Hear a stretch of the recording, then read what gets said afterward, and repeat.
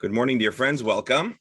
Today is Thursday, May 26th, the 25th of Iyar. We're studying the entire Talmud, one page, one line at a time. Right now, we are studying Masechet Shabbat, chapter 16. We are on 118b. With Hashem's help, perhaps we'll turn to 119a today. And we are continuing a discussion from yesterday. One of the discussions that we always wonder, when is it going to come? Talking about the virtue of Shabbos observance, the beauty of Shabbos observance, the sachar, the reward, and some consequences associated with Shabbos observance, as well as a general discussion about oneg Shabbos, the mitzvah of having pleasure associated with Shabbos. Actually, before we continue, I thought we studied it, but now I don't realize if we did. I just want to do a fast peek at the language of the Shulchan Aruch, discussing Kol HaMa'aneg as a Shabbos, the importance of Oneg Shabbos. So give me 1 second. Again, I'm turning back the page just a drop. Halacha. No, hold on.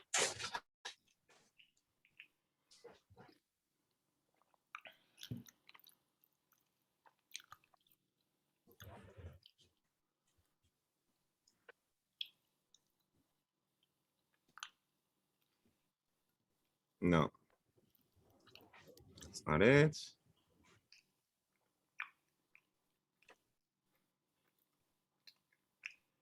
All right, we'll find the source later. But anyway, so that's the bottom line. Our Gemara is telling us all about the importance of Oneg Shabbos, the schar of Shabbos, the reward of Shabbos, the protection of Shabbos, and we are continuing along those lines with Agadic teachings about the beauty and the significance of Shabbos. The Gemara yesterday speaks of the details. What does it mean, Oneg Shabbos? So we said it has to do mostly with menu items, or items on the menu. Rav says some kind of beet-based dish, big fish, garlic. So we get a sense of what the Babylonian cuisine must have been then.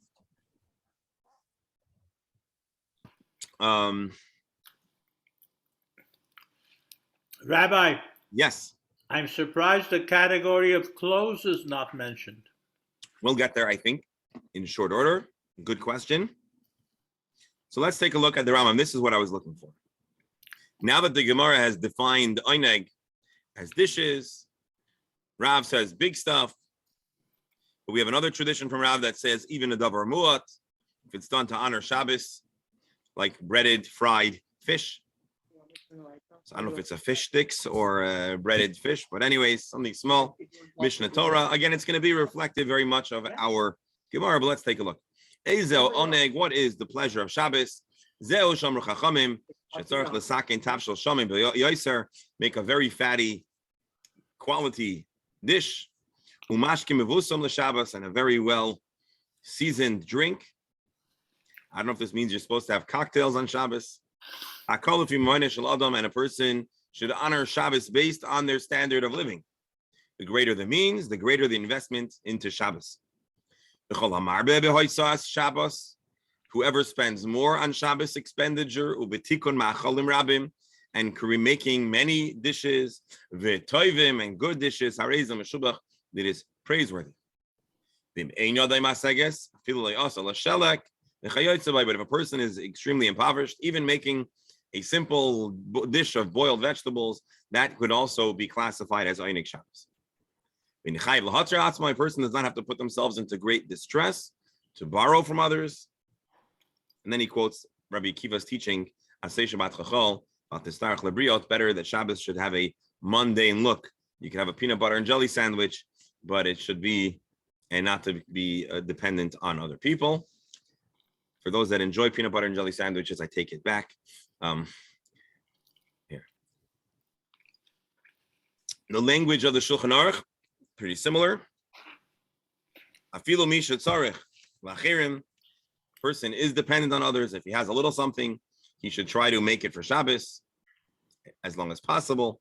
The only time we say that a person should not depend on others and shouldn't borrow is if they're in an incredibly tight situation. Mitakanas Ezra. Shimichabsim begadim bechamishi b'Shabbos. There is a takana in the time of Ezra that they should fix up and clean your garments on Thursday.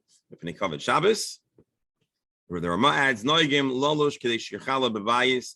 We also need a measure of challah in the house, lasas lachamim, to make breads, live soil and Shabbos, that we could do that on Shabbos. So if this is your minig, you should stick to it.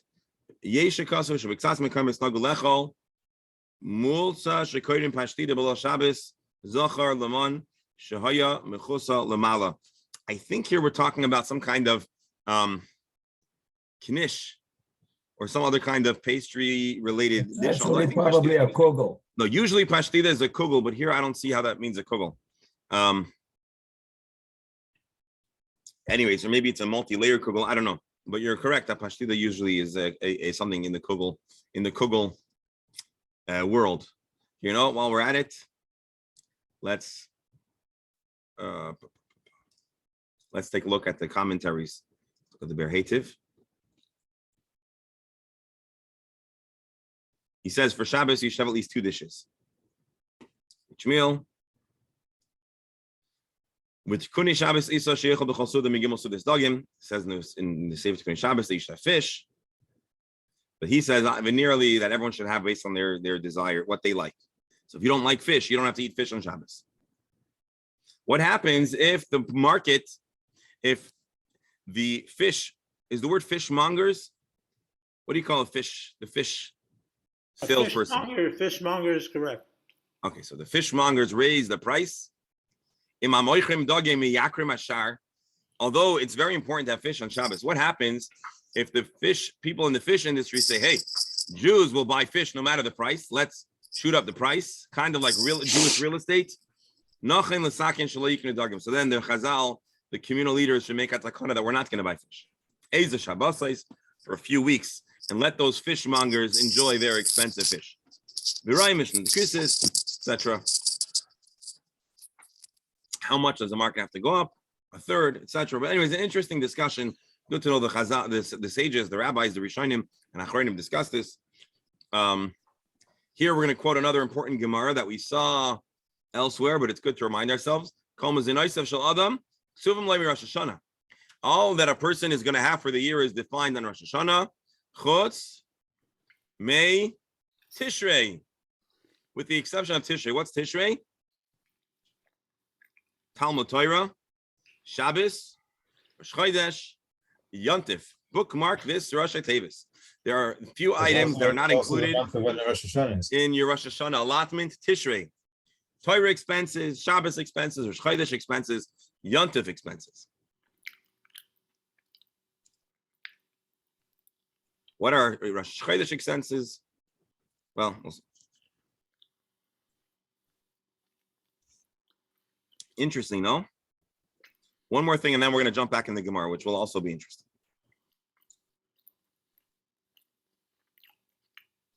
So here the Mishnah Berurah says what I shared with you yesterday. Is Eineg Shabbos biblical or rabbinic? Some say that it's rabbinic, some say it's biblical. You don't need to rehash that conversation. There are 3 Mamari Chazal about Tainuk Shabbos. Our Gemara that says, Rav who taught that you should have fish and beets and garlic dishes. Again, this is in a place where beets was considered a delicacy. In Russia, if you'll have borscht, that's considered breakfast, lunch, and supper. But I guess in Bavel, that was considered something special. It was special in the times of Rav. So basically, people should always have food that they consider oineg. So if you consider ice cream oineg, try to get that for Shabbos.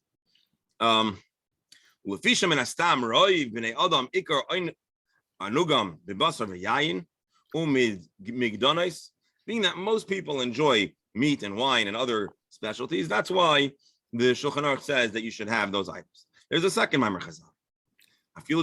Even a small thing. Then we have a third one that says, Asay Shabbat Chachal, And basically, it really depends on your circumstances. If you're incredibly impoverished, you should not do anything.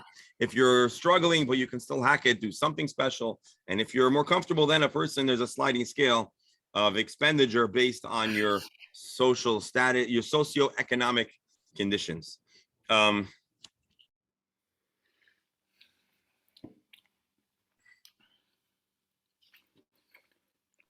should do your laundry on Thursday. So you should have white, clean clothing on Shabbos. Don't do it on Erev Shabbos. So you're not busy with the most menial aspects of Shabbos preparation. Anyways, now let's go back into our Gemara. Thank you for your patience, allowing us to explore the Shulchan Aruch. Here we go.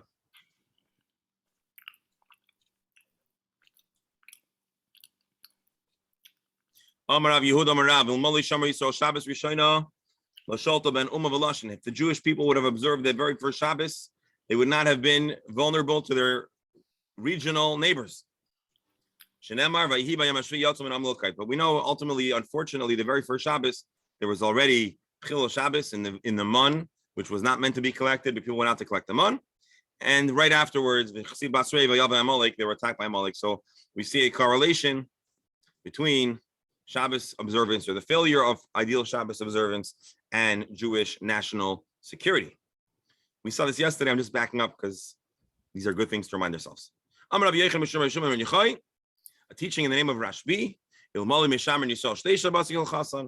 The Jewish people would observe 2 Shabbats following the halacha. Miyad, Nigalim. They would immediately be redeemed. So we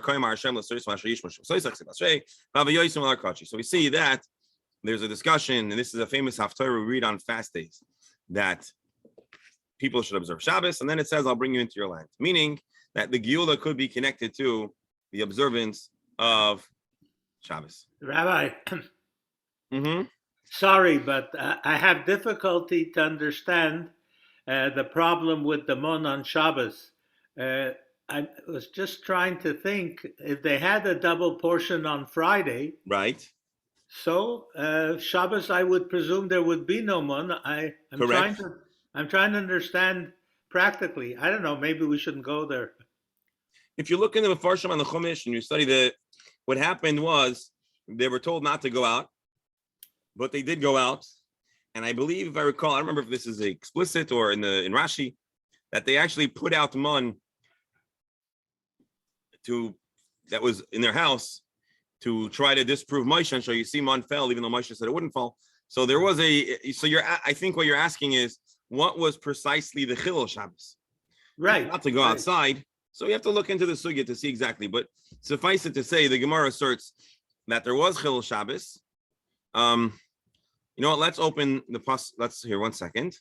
Maybe they walked over more than Tchum Shabbos. Maybe they went out of Tchum Shabbos.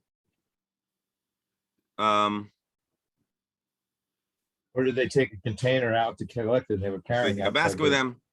It's a good question, actually. I don't want to say it's a bad question. No, but we're getting. I didn't want to sidetrack you. Well, let's look at you know what?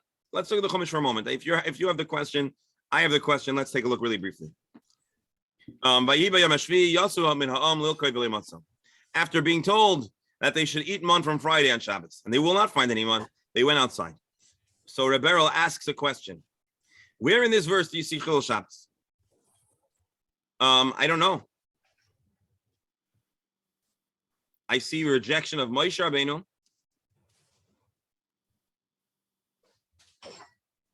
So the Seforno says, "V'zehoya Chilul Shabbos bli safek." This was actual desecration of Shabbos. Im hayu melaktim adavar memakim gedoylai. It's imayu, if they would have. Yeah. So he's asserting that maybe they collected other stuff. Intent is not Chilul Shabbos. Doesn't say intent. If what they did was collected. If they would have picked, if they would have actually collected, it would have been. Right. So what I think he's saying, but you have to understand the language of each of the commentaries. I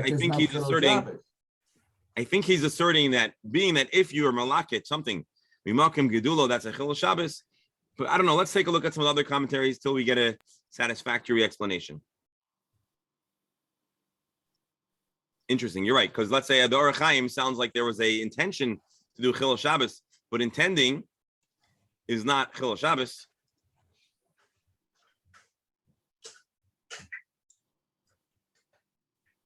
So we got to figure this out. Hold on. Let's study this real fast. Wasn't there a time when they were full of maggots and worms? Yeah. But right now we have a single question. We understand that it was bad, but what's the Chilul Shabbos? And I'm not finding anyone that's really helping us out yet. So we're about to run the clock. And not only that, it says veloy matzo on top of everything else. Well, because there was no man in the field, so that obviously is not going to be what they're doing. Yeah. But what was the act of Chilul Shabbos? That's the Right. question. Right. Unless you're right, unless they took a basket of sorts, which is probably what we're going to have to say. I'm just surprised no one says it explicitly.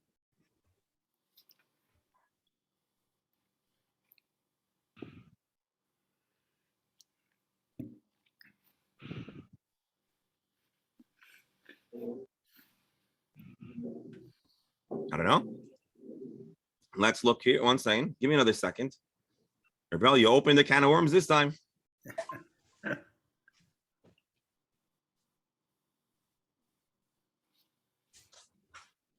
Hold on.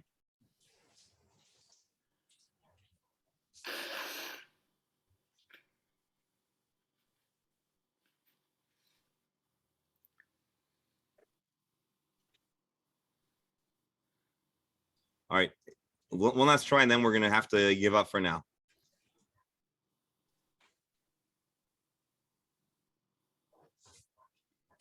All right. We will have to revisit this with Hashem's help. All right. One more thing. No.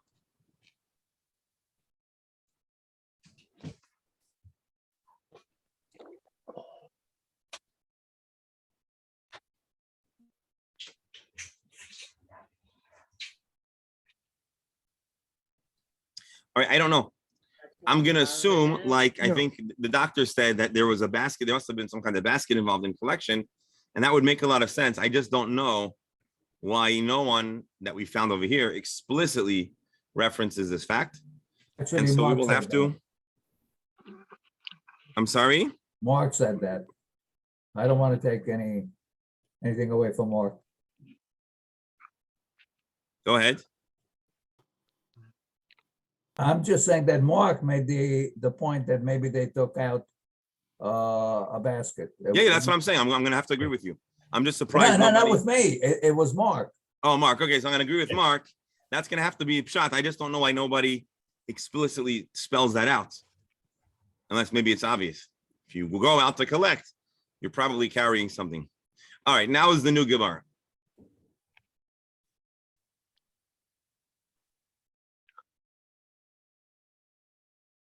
Rabbi Yossi said, I would consider myself lucky if I would have a portion in the world to come with those who are so scrupulous as to have 3 meals on Shabbos. Rabbi Yossi further said, Rabbi Yossi, my portion, I hope I'm going to have a portion with the really, really special people. Who finish reading the Hallel every day. What does that mean? We'll see in a moment. But most likely it means they read the Hallel today, well, that we read yesterday, if you follow the monthly Tehillim. It's the Yom for Chavdalad, right? Ini, is it so? How could you say that you should read Hallel? The Omar Mar, we have a teaching that says, to read Hallel every day, that is blasphemy.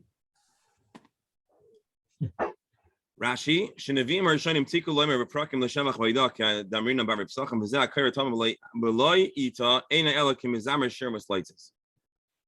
These prayers have, as Rashi says, a set place to be read, and so if you install them where they're out of place, Ki kamri non bipsuke de zimra. When does he say?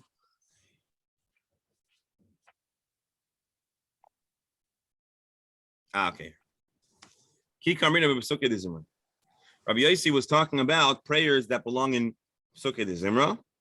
Halu as Hashem and Hashemayim, halu kil b'kacha. Hold on. I'm still struggling with that, so give me a second for some more elaboration.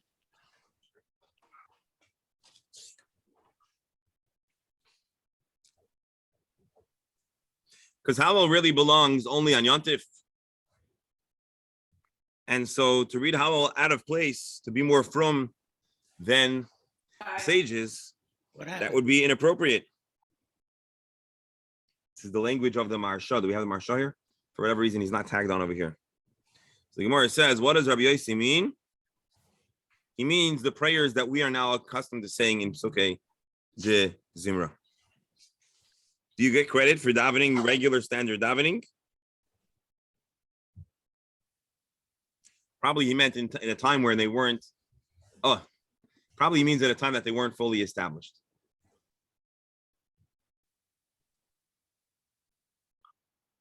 So when he says Yehei Chelkim Yigomer Halal, he actually doesn't mean the Halal that we talk about in Shul, on Rosh Chodesh or on Yontif. He's talking about the final paragraphs of the Tehillim.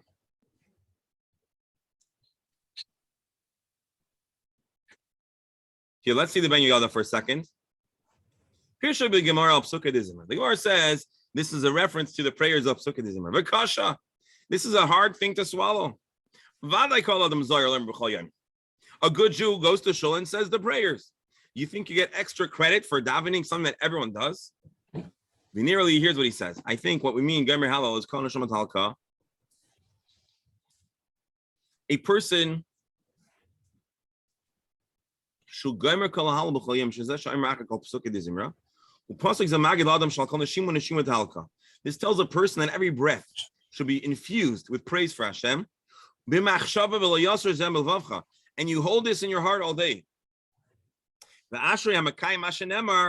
So what we mean to say is lucky, praiseworthy is the person who is Mehalal Hashem Yisbarach B'machshavtoi al kol neshima and neshima be'emes.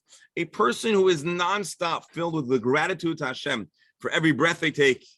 That would be, according to the Ben Yehuda, although I don't think this is literal pshat, what it means, Megomer Halal. Now, Rabbi, yes. do we have a clue that he says Gomer Hallel not to say it? Maybe it's a reference to people saying too fast, not finishing. I don't think that's what it means, but maybe. All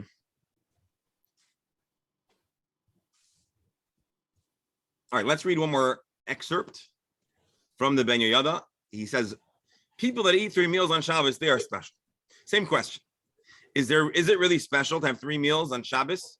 You have every day 3 meals. Let's say, and now on Shabbos you have 3 meals. You get any extra credit? So the Ben Yehuda says, we're talking about the kinds of people who all week long do not have 3 meals. 15 minutes.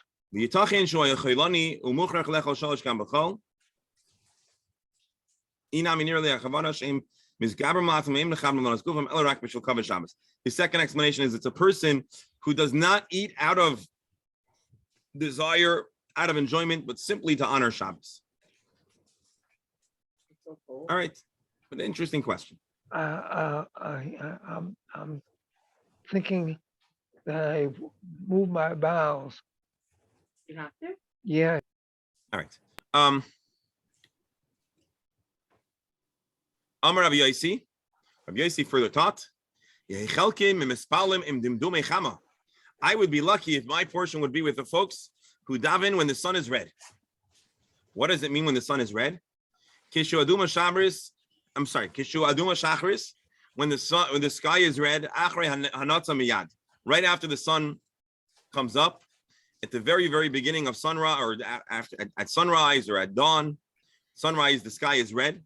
So a person who prays right around when the sun rises, right when the sun sets, that would be a virtuous thing to do. Im shimsha im zrichasa.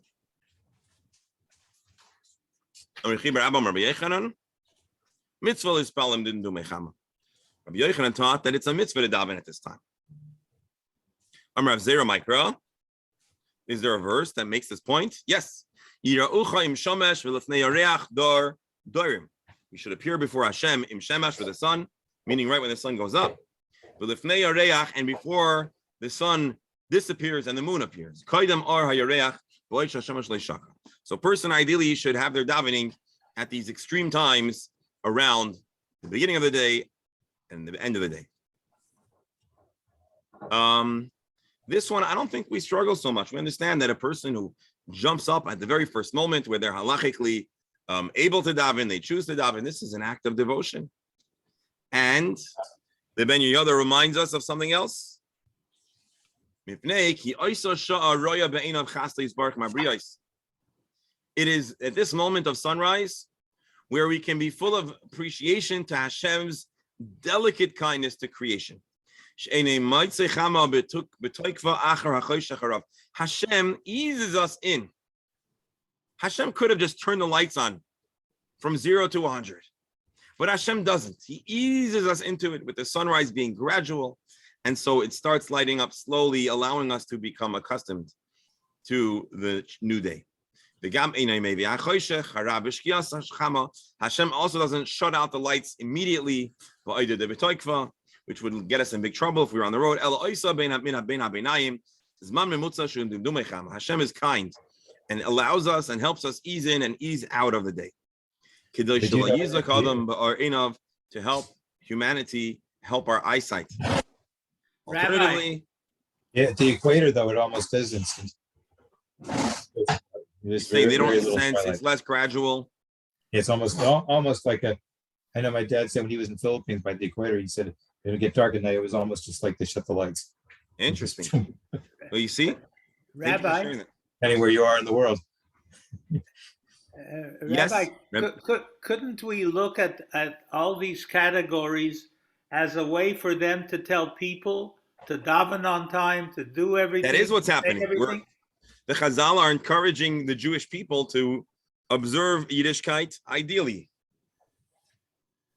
That is what I'm picking up over here. That Chazal are telling the Jews to do things right. And so they're explaining there are Also things in in Judaism that a are not sense- easy, Yeah, but there's in a big sense- rewards. In a sense, they're saying, you might not think that's important. It's so important to me that I would take their chalik in Gan Eden. Yeah. That's what we're saying. And again, it's very interesting.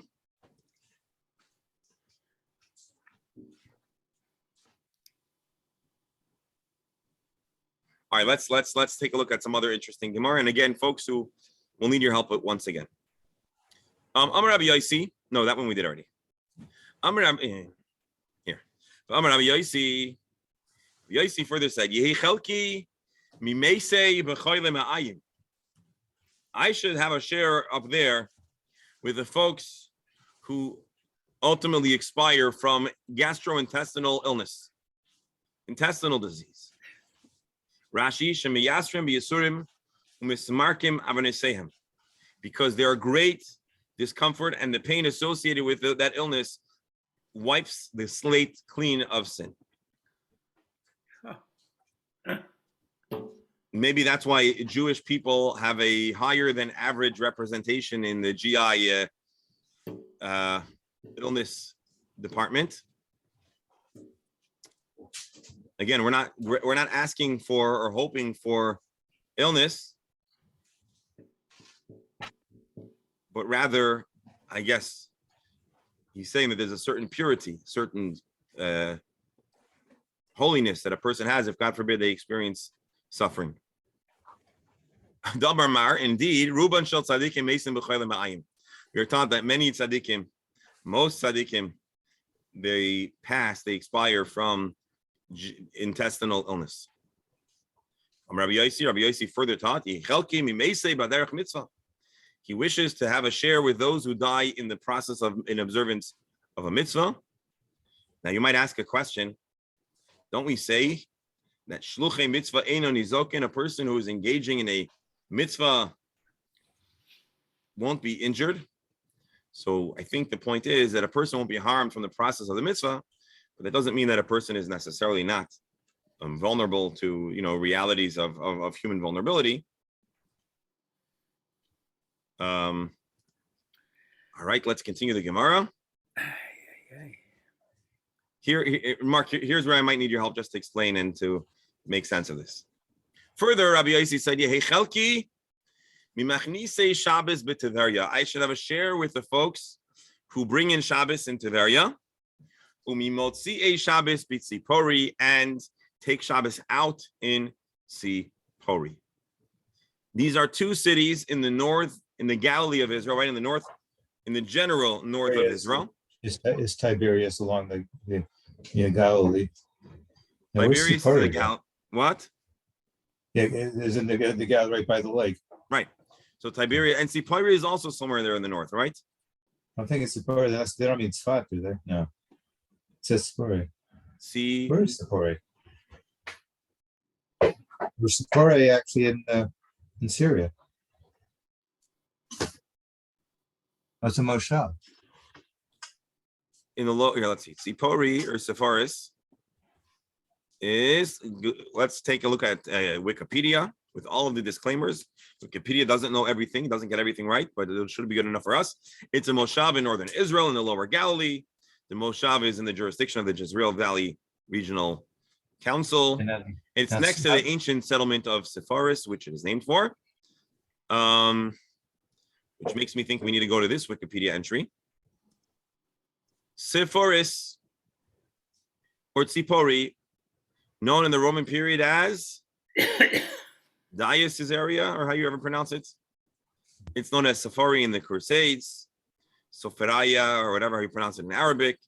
It's an archaeological site in the central Galilee to the northeast of Nazareth.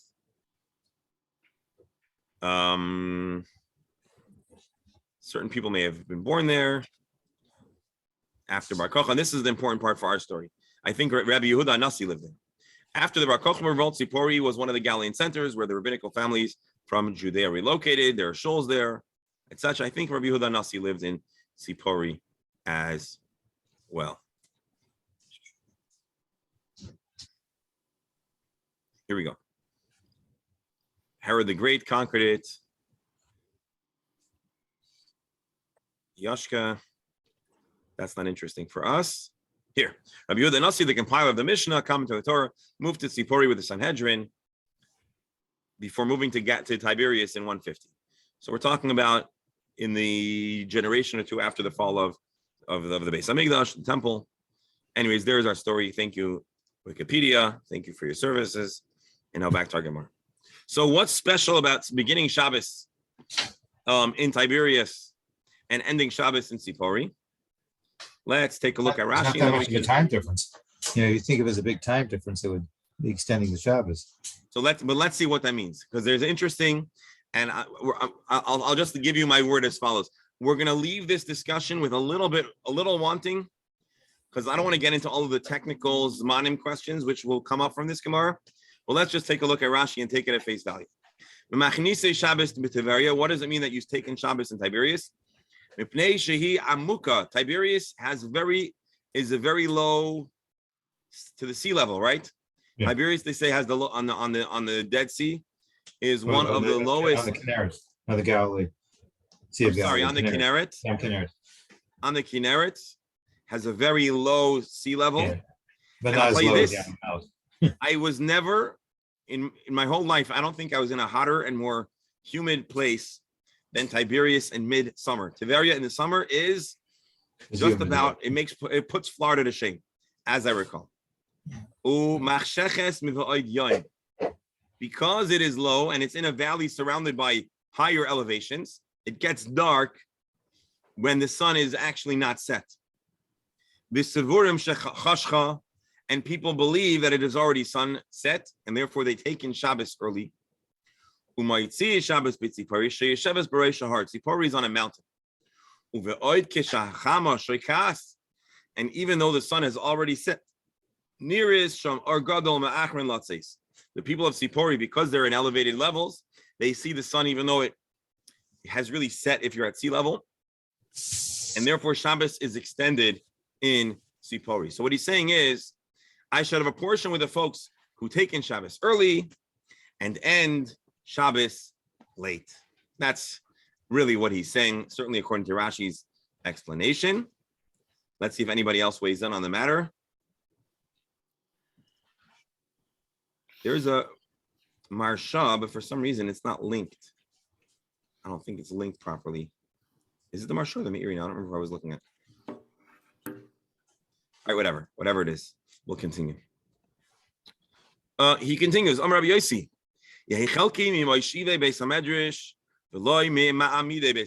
I should have a share with the folks who sit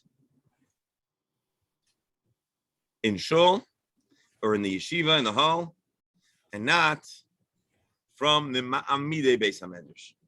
What does it mean, Moishivei Beis Medrash? Chazonim ma'asvei talmidim b'chol yom lavai. So Rashi says, Moishivei Beis HaMedrash is the person who recruits people to come learn. Ma'amidim are the people, according to Rashi, mimunim le'es ha'oichel. These are the people who tell everyone it is lunchtime. They ring the bell. Loimer higia eis lamed v'lechol. Now it's time to get up from the class, get up from the study session to eat. So according to Rashi, I'm not sure if everyone says this is pshat, but according to Rashi, Moishivei Beis HaMedrash is the people who call everybody to study. Ma'amidei Beis Medrash is the folks who disturb everyone and say, "Okay, learning is over. Go down to the go to the lunchroom." Because as we know, as soon as the bell rings, you're not allowed to be left in class, right? Should we look for alternate interpretations? I need the Maharsha. I don't think it's quoted.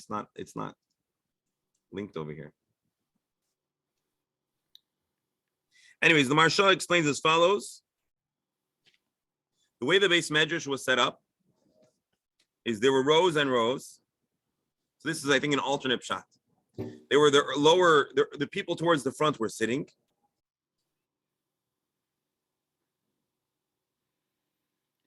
Some were sitting and some were standing. So when he says he should be among those that are sitting, he means those who take longer to leave, not those who are standing and waiting to run out. Others say that Moishivei Beis Medrash are Talmidei Chachamim, who sit and learn. Ma'amidei Beis Medrash are the supporters of the Beis Medrash, who help fund the Torah study, and they feed the students. And the Beis Medrash is standing because of them.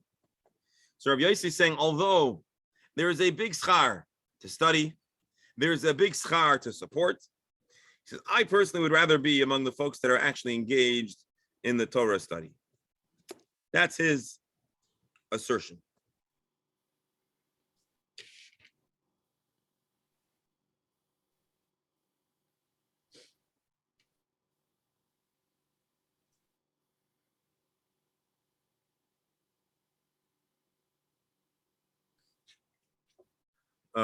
Another moment here, folks.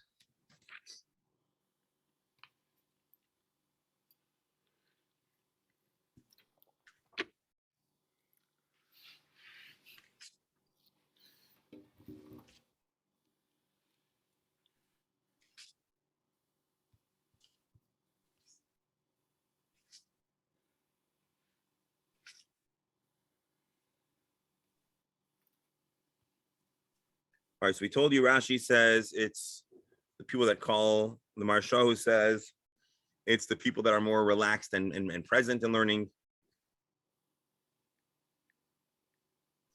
The Maharal translates and says that the first person to leave, that's the one who breaks the ice and invites everyone else to leave too. So the guy who gets up first, he leads the exodus. And I suppose the first person to sit down, he gets everybody in the space of sitting. So anyways, we have a few different ways to understand this Gemara.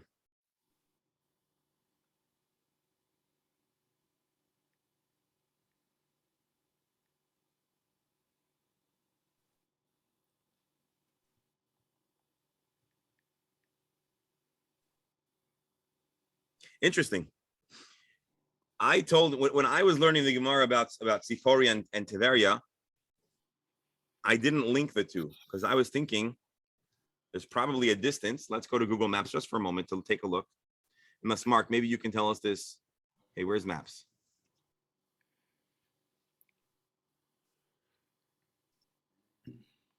Hi.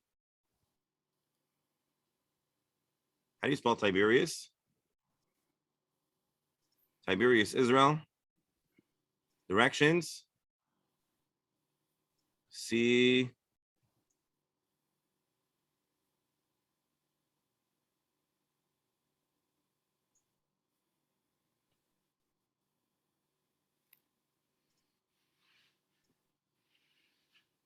All right, Tiberius to Tzipori. Walking. First of all, according to Google Maps, that's 6 hours, 30 kilometers. 6 hours walking, that is. Oh, yeah, well, that's what they were doing back then. They didn't have cars. So I didn't suppose that anybody is actually walking this way. It's not just walking, but if you know there's mountains in the way, right? You'd definitely be outside the Tchum Shabbos. Oh, so that's the question. Don't you have an issue of Tchum Shabbos? Look, there's plenty of elevation over here. You'd have a hard time walking. So surely there is an issue with Tchum Shabbos. So the Rimi Gash says that this Gemara tells us that they are technically within Tchum Shabbos. So hypothetically, a person should be able to walk from Tiveria to Tzipori. Again, according to Google Maps, it'll take you 6 hours. Let's say you're running, it'll take you 5 hours. The language of the Gemara seems to indeed talk about an individual person.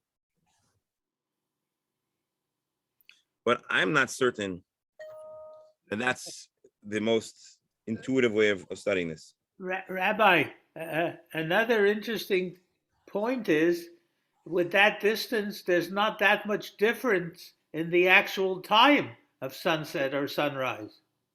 What do you mean? How much difference could there be? Well, that's what we explained. We're not talking about distance. We're talking about elevation. So if you're by Tiberias, which then was by the sea, today there's a mountainous area.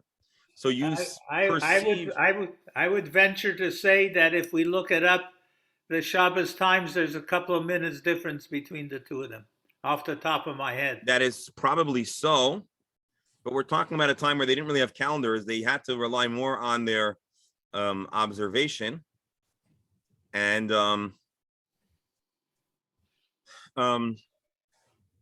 so, by the other commentaries who I didn't share with you, say that we're talking actually about a person being extra machmir to make us siyag. They are intentionally being meticulous and going a little overtime to avoid Chilul Shabbos. Anyways, that's that. Let's see the Gemara a little further. Another thought-provoking idea. Amar Rabbi Yosi, Yehi Chelki, Migaboyit Staka. I would rather have a share with those who are the Gaboyim, V'loi mimichalkeit tzedakah, but not among those who distribute charity. What is the difference between collecting the funds and distributing the funds? So first of all, Rashi says, take a look at the Gemara in Baba Basra. It says, tzedakah nigbis b'shnaim. Collecting, you need to have 2 people. U'mischalekas b'shloisha. But 3 people should be involved in the distribution. The people who distribute have a responsibility. Dr. Stamler, listen carefully. This is a Gemara for you to do a little research, to investigate, and to make sure that the people are actually in need. Sometimes there's a certain extra sympathy or affinity for one person, and so they'll give them a little more, and they'll get more. And there are others that they might be inclined to be more strict, and so there is a lot of ethical vulnerability. If you're in the position of gauging who needs and who doesn't need, it is very hard to be perfectly, perfectly fair and balanced. And so Rabbi Yossi says, I would rather not be in that position. Rabbi, Yes. I can tell you from personal experience, I would say the opposite because I've had such disappointments in trying to collect from people that I know what they could do. I had much more aggravation. Oh. We're not That's talking why, about that's why easy they time. We're go, talking about spiritual virtue. but that's why they go two, not one. It's always easier to collect with two. You know, Doctor, is that usually because you're ganging up? You're ganging up you're on the ganging up on donor? someone. 2 people against 1? It's a rule. No, I had one discussion. I said, tell me you don't like the cause. Why tell me that you can't, you know? But they tell you in collecting, don't let it get personal, but it's very hard not to. Yep.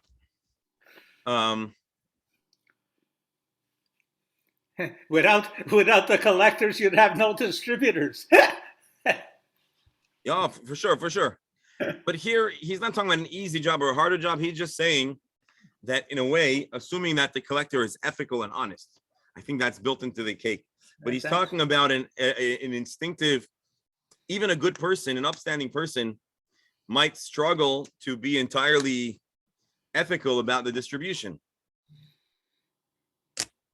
Anyways, I'm Rabbi Yossi. Rabbi Yossi is telling us a lot of stuff, a lot of things that he considers supremely virtuous, and he would be lucky if he would have a share in the schar of these kind of people. I'm Rabbi Yossi. This is an important Gemara that provides a small amount of comfort for folks who have unfortunately been accused and suspected of something that was not actually, they haven't actually done. Can you imagine the pain that a person has to be accused of something and they're an innocent person? And especially if there is a societal ostracization that occurs after that.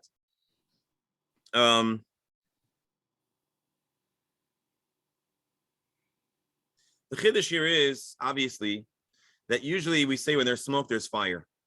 And so a person who there is suspicion upon them, even if they aren't actually guilty, they're probably straddling the line. They're doing something that would make it possible to accuse them. I'm not saying that's the truth.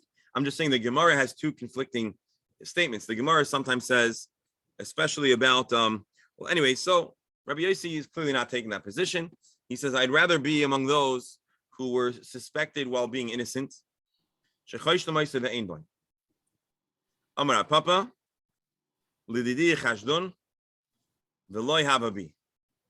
Rav Papa says, you know, I myself was once alleged to have done something wrong, but it wasn't actually the case.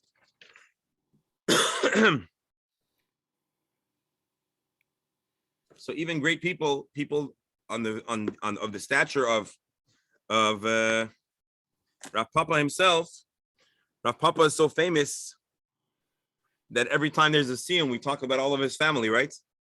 And yet he explains that he was once accused of impropriety. One more second. It's an interesting statement.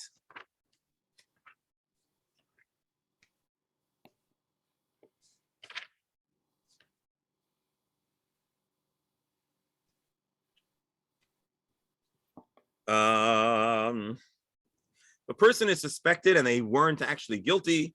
The Ritva says that they are worthy of great atonement. Just like we said, the person that have GI illnesses, the suffering atones and cleanses their soul. Later on, the Gemara is going to say, well, anyways, we'll see other stories later on in the Gemara, like in 10 pages from now, about instances of judging people favorably.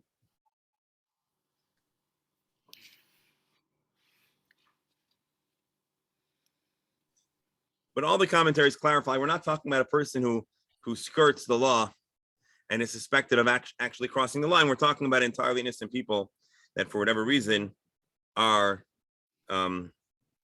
accused.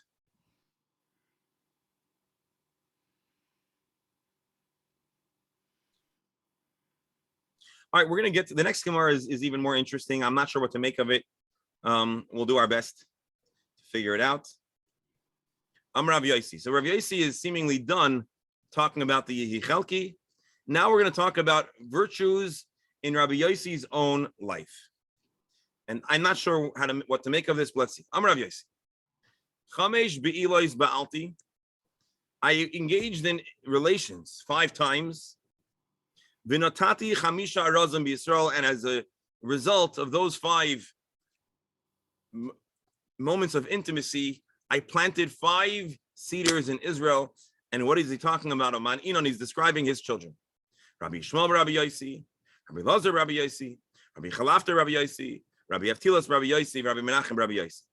So he has 5 children, and he is publishing in the Talmud and asserting that he's very proud of the 5 moments that he conceived those 5 children. My question really here is, what exactly about this is the great virtue? Is he saying that he was only intimate 5 times in his life? Is there something special about those 5 times? I don't know yet. We'll hold off on that for a moment, because first the Gemara has a technical question. Rabbi Yossi had another son called Vardimas. Why isn't he listed among the 5 sons? Or it should have been 6 sons. Was he the black sheep? So the Gemara asked, Vardimas, whatever happened to Vardimas? Is he chopped liver? So the Gemara says, no, we actually gave him mention. Hainu Vardimas, Hainu Menachem. Vardimas was another name for the son known as Menachem. Now, interesting, if you look at his sons, Rabbi Elazar, that's a very Jewish name. Chalafta, I think, is a Jewish name. Menachem is a pretty Jewish name. And Avtilas sounds a little bit Greek. But it's interesting that Vardimas has 2 names. He has a Jewish name and a Greek name. I'm kidding. I'm not sure if that's exactly what's going on over here. But anyways, the Gemara says he had 2 names, Vardimas and Menachem. Am I curly Vardimas? Why did he have a name Vardimas? Shapana of Daimon Levered, his face was like a rose. In what way? Does it mean that he had a very ruddy face? Or as Rabbi Steinsaltz says, a very beautiful face?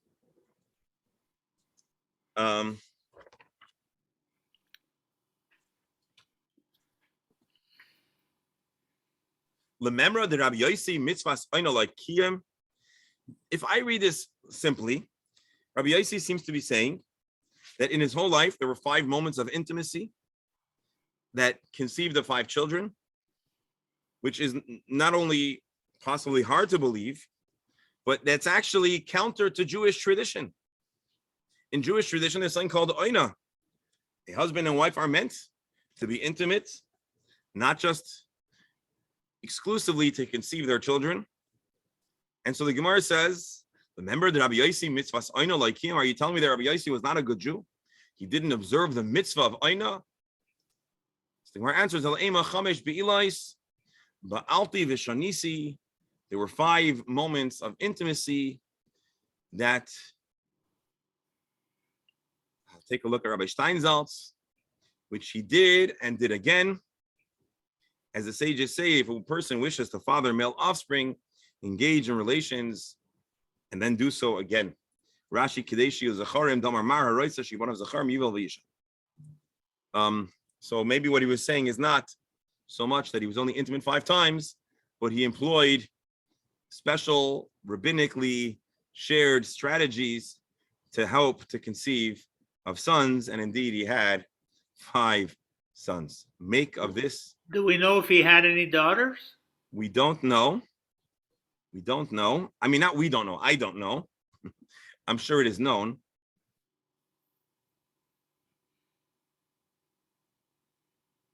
There are other takes on this Gemara with entirely different angles. The Gemara Yerushalmi says that he had 5 different yibamot. A yibama in Jewish law is if a person has a sibling who dies without any children, then there's a mitzvah to marry that woman in the ritual known as yibum, or to reject that in a ritual known as chalitza. And so the Gemara Yerushalmi says that actually what was remarkable, he wasn't talking about his intimate life, and he wasn't talking about special strategies to conceive of males. The Gemara Yevamah says that he was describing here about how these were special mitzvahs in that he was fulfilling the mitzvah of Yibum. And the way the mitzvah of Yibum is done is by commencing a married life.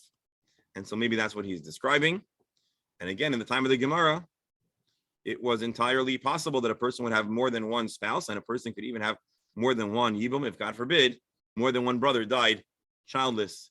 And so that's an interpretation that Tosfos tells us about, which is brought in the Gemara in Yevamos. It's 11 o'clock. We're going to stop here. Rabbi, my takeaway from today is that the ideal way to die is to die of intestinal disease on the way to do a mitzvah. After taking in Shabbos in Tiberia. Anyways, this is an interesting Gemara, as I told you, thought-provoking, and every one of these references of Rabbi Yossi surely could merit a whole exploration and research. But anyways, we're actually not yet done with this segment in the Gemara, and so I hope you'll join us tomorrow, same time, same place, same link, with good health and good circumstances to study further in the Talmud. Dear friends, have a wonderful day. Ayash Koyach, and let's have only good news for everyone. Again, Dr. Pasternak, great to see you. Thank you for joining. Wish you and your wife and the whole family a refuah shlema, and only good news for our dear Chabura. Amen. Take care. Let's go.